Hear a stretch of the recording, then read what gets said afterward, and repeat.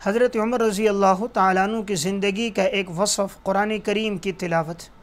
कुरान करीम की तिलावत हमा वक्त आपका मामूल होता था और आप कसरत के साथ फ़र्ज़ नमाज़ों में भी कुरान करीम की तिलावत करते और तिलावत के दौरान आप पर रिक़्क़त तारी हो जाती थी। आपकी कैफ़ियत ये होती, आपकी आँखों से आंसू बहने लग जाते और बसा औक़ात आपके रोने की आवाज़ पिछली सफ़ों में भी आती थी।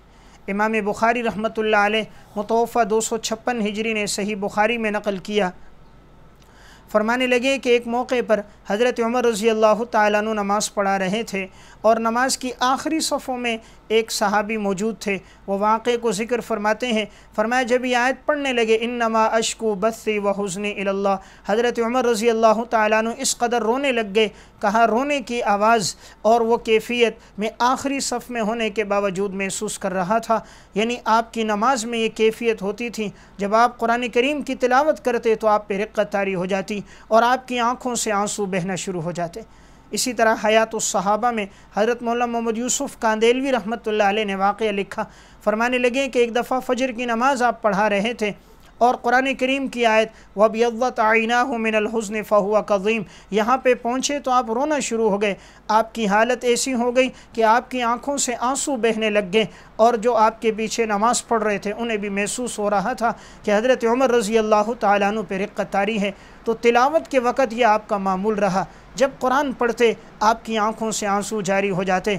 आपकी आवाज़ में अल्लाह ने बड़ी कशिश रखी थी। एक मौके पर जुम्मे का खुतबा दे रहे थे, खुतबे के दौरान सूरह तकवीर आपने पढ़ी और जब यहाँ पर पहुँचे आलिमत नफ्सुम मा अहज़रत, इस पर पहुँचे तो आप रोने लग गए। इतना रोए आपके लिए खुतबा देना मुश्किल हो गया।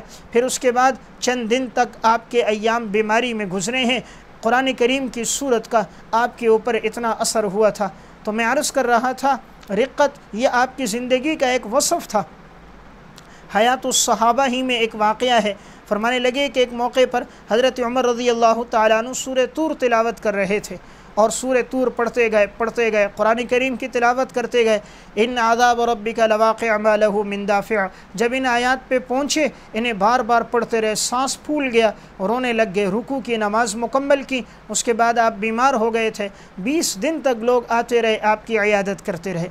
तो मैं अर्ज़ कर रहा था कुरान करीम की तिलावत के साथ आपका ऐसा शग़फ़ था। इस किस्म के मुतअद्दिद वाक़यात हयातुस सहाबा में मौजूद हैं। तो मकसद इसके बतलाने का ये है, आपकी ज़िंदगी में कुरान की तिलावत के वक्त आपकी कैफ़ियत इस्तेहज़ार और ख़शियत का ये आलम था।